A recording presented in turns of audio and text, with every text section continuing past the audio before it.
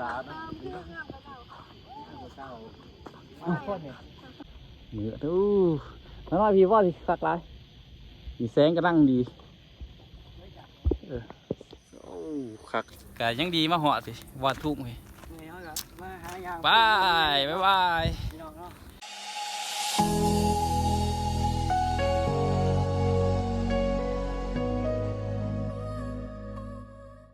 สบายดีจากทุกคนน้องขอกับสองบุญยินดีอยู่เทิงผู้สาวเนาะเป็น EP ที่2ทุกคนเลยเข้าสิงยางลงจากเทิงผู้สาวเราแต่สิงยางเมื่อทั้งรถเขาแดดกินเนาะแล้วกับส้มยิวไปเรียบร้อยแล้วทุกคนเดี๋ยวย่างไปส้มยิวกันต่ออีกอยู่นี่แหละใกล้ๆนี่ฮะกับสิงยางลงไปดอกไปตัวละกสิกลับเนาะไปมา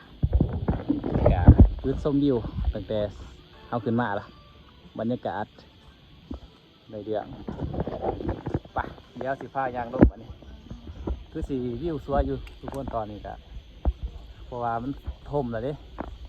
วิวสวยงามๆเนาะเห็นมาเป็นผู้สาวนี่ถือนี่คือสีย่างไปนี่มันก็ให้มันเห็นอยู่ตรงนี้เสียไปทุกคนย่างเอาสีย่างย่างเราใช่ไหม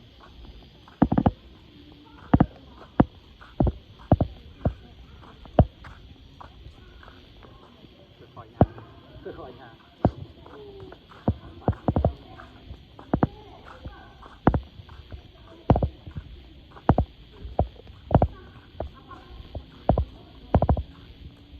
บรรยากาศส่วนนี้แหละเลย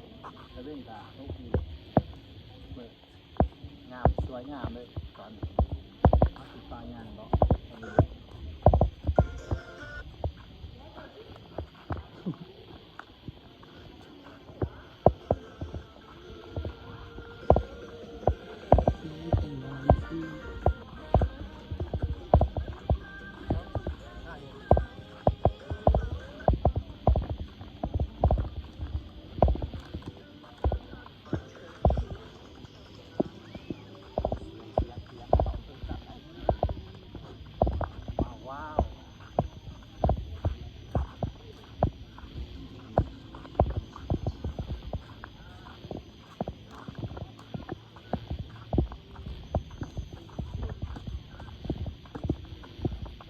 อย่างไรเด้อตามมาเสือตรงเบี่ยงแล้วสมตำปันเองตำหมวกตำอะไรด้วยอย่าต้องแก้วครับเนาะทุกคนครับป้ามาถือเท่าตามเนาะก็ต้องเบี่ยงแล้วเนาะทุกคนเนาะตอนครับนี่ครับตะวันเอาเดี๋ยวไปจักสิคือสาวเว้ยเขาบอกว่าสาวอะไรเด็กนี่ไปจะได้มาจะได้เจ้าผู้สาวนะผู้สาวคนเนี่ยก็ใช่ว่ามาโอ้ยว่าเจอว่าจื้อว่าจื้อได้งานเก่าเนาะเป็นคนเพื่อนกันคิดกองกันได้นี่แต่ผู้สาวคิดกองไปแล้วสาว3 คนนะเอาของมึงหน่อยเอาหัวบ่ขึ้นมือแต่ยิน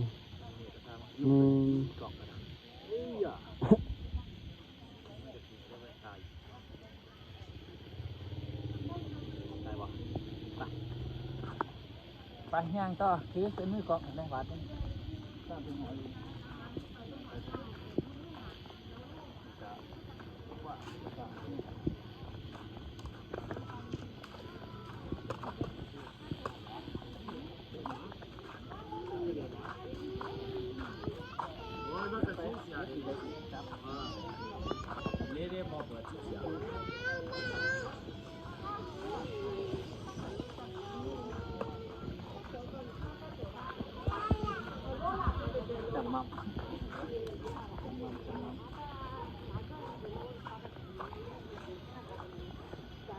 มาแถวนี้โคตรงามเลยมาแถวนี้โคตรงามเนี่ยใช่มันเห็นอันนั้นถึงเห็นจิ๋ว ศาสตร์เด้อพี่น้องให้ผมกินได้แต่ว่าไม่กินแล้ว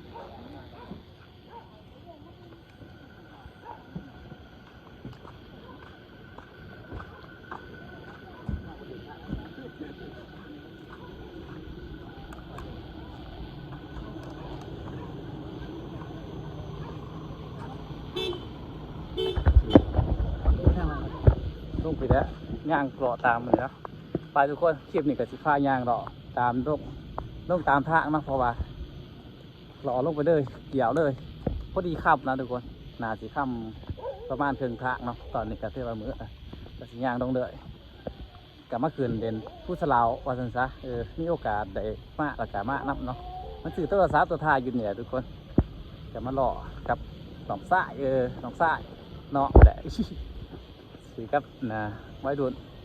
มาสื่อหายมาส่งไปไทยอยู่ได้บนธรรมดาได้สื่อโทรศัพท์ได้เพราะว่าสื่ออยู่ไทยประคักมาสั่นมาสื่ออยู่ลาวมาสื่ออยู่ลาวว่าสันซะตอนนี้เข้ากับบินแล่นขึ้นเทิงเนาะหลักเขากับสีทุ่งทั้งดุมมาแต่ว่าเข้ากับสีมาย่างดอกเด่นว้าวเยอะเกี่ยวสมธรรมศาสตร์อยู่ผู้สเล่าเลยทุกคนไปกับมาไหลเนาะช่วงนี้จะดีเนาะเพราะว่าต้นใหม่มันเคี้ยวดีต้นใหม่เคี้ยวกับธรรมศาสตร์ดีเสื่องแรงๆมาแดนมาดีสบายแต่ว่าหาสิย่างโล่งเนาะอาศัยว่ามันย่างง่ายตอนขืนนั่นก็ขืนย่างโหดเลยภาษาไทยขืนรัดมากอะมันก็เป็นยังไงเป็นสั้นมาแล้วนะแต่ว่ามันเป็นขั้นไหลเนาะแบบยางเมื่อยแล้วสีฟ้ายางลงไปไม่คุ้มค่าทุกคนเลยมาขังหนึ่งโดนเลยมะแล้วก็มาส้มธรรมศาสตร์อยู่เลยเถอะตอนนี้ก็กลับลงเมื่อละเดี๋ยวเมื่อให้เสียหน่อยดีอย่างนะเมื่อนี่มาฟ้าเปิดสื่อโทรศัพท์ปูสเล่าโอ้โหดงามเลยนี่กระทะงางลงเมื่อเนาะงางไปปะงางไปเดือดเดี๋ยวเราไปชมวิวอยู่บอนทุ่งเนาะบอนทุ่งบอนเนี่ยห้าเผางางก็ได้ตามสีร่มหอดอีกแล้วเบิกเป็นเบิกอะไรเลยนี่ปูมาแดนพอดีดิเฮ็ดซ้ำสีเฮ็ดให้เรื่องส่วนคำขั้นได้เหมือดอะไรก็เหมือดคักอันนี้เลยทุกคนเหมือดน้อยพี่ว่าที่คักไรมีแสงกระดังดีคักนี่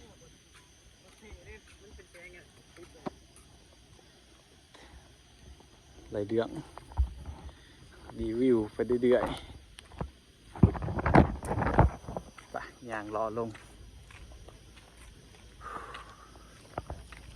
อากาศกำลังดีสองแดงๆเหมาะสมกับมาแลนมาดีนี่แหละทุกคนเลยว้าวอย่างลง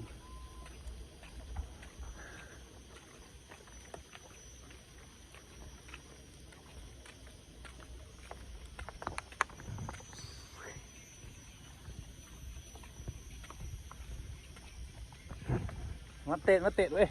เตะจักหวาดดินะเต้นจักหวาดเต้นวะล่ะเทสคอสเต้นจักหวาดนี่เดี๋ยวไปหอดบอลส้มอยู่หันท่าจังสีทายให้เบิ่งใหม่เลยทุกคนเดี๋ยวเอาสีย่างก่อนแดดใกล้ๆสีเวิร์ดแต่แหละเดี๋ยวเอาสีทายได้ยากก่อนให้เบิ่งก่อนหวานหนึ่ง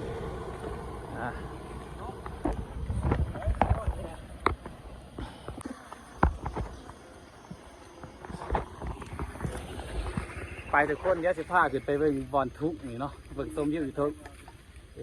สร้างขึ้นนี่กระดักมาฮอนไกลเติบอยู่ได้นี่สร้างขึ้นฮอนนี่กะล้นเติบพอดีเฮ็ดบ่ทุ่งลาวอยู่เทิงหินย่างขึ้นดาวเนาะย่างเอากระไรวิวอีกแบบหนึ่งขี่รถกระไรวิวอีกแบบหนึ่งแล้วแต่ไฟสิสะดวกเนาะมากแบบไรก็ได้มักเมื่อยมักสบายไรเวิร์ด แต่เฮานี่มักลำบากกันดีโมกี้โดดเอาย่างขึ้นมาเอาเนาะสองค่ำๆเนาะทุกคนพอดีมืดลงไปหอดนะบอลฝากรถเด้อแต่ข้านี่ก็ยังขืนเมื่อยแล้วนี่สามไปหอดเดี๋ยวสิเอาวิวปากเซ่ให้เบิ่งโอ้ยวิวปากเซ่พ้นท้องแม่งพ้นท้องตอนกำลังย่างขึ้นเลยเนาะเริ่มหิวข่าวได้หน่อยตำสมจักจานเบียร์จัก2 แก้วเนาะปาเจี๊ยบคักสมวิวไก่ละไก่แล้วทุกคนเขาขึ้นไปถึงไก่เมื่อยแห้งเดาไม่ทนขึ้นชมวิวถึงมันจะเห็นอยู่ประเด็นนอนอยู่เนาะขึ้นไปถึงฟูอยู่ยัก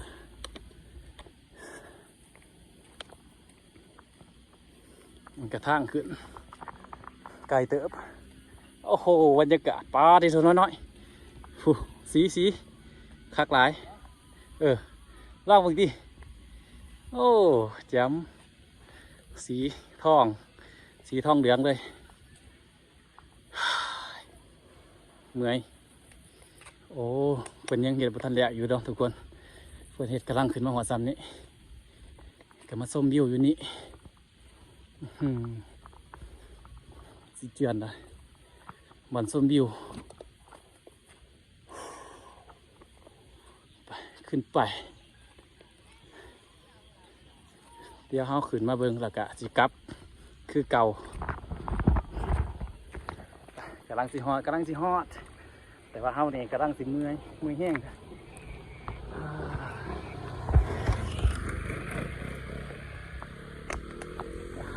มาฮอดแล้วจุดชมวิวฟูสเล่าอีกบ่อนหนึ่งมาข้ามปวดเราไปจักหน่อยมันสิเห็นอยู่วะนี่ขึ้นมาแล้วว้าวมันยอดมากเขตเมืองพนทองวัดสันซะอยู่วิวยามแรงทุกคนเมืองพนทองถ่ายไว้นี่จับกล้องเลยถ่ายมาน้ำหนังเสียงกูย่างถึงก่อนแง่ไปขางกันเลย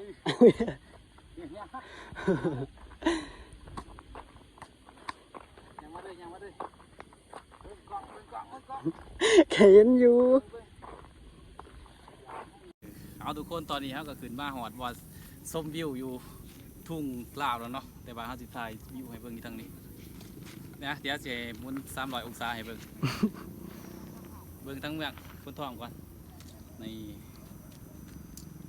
หมุนเลย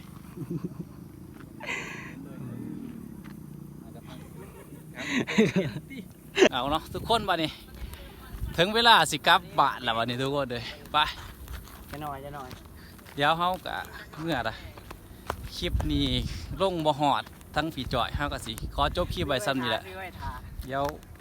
พอกันในคลิปหน้าเลยทุกคนสิไปบ่อนได้เขากะจังสิท่ายเบิ่งใหม่อีกคลิปนี้แบตเบิร์ดพร้อมเนาะกะเศร้าซ้ำนี่แหละกะยังดีมาหอดสิวาดทุ่งเลยบายอย่างไรก็ฝากกดไลค์กดแชร์กดติดตามไปเลยทุกคนส่องบุญอินดีเนาะบายใส่ยูเทิร์นอันนี้โอ้เขาเป็นแคมปิ้งไหมแคมปิ้งนี่ดิอย่าไปถ่วงเขาแห้งลายหามึงงาม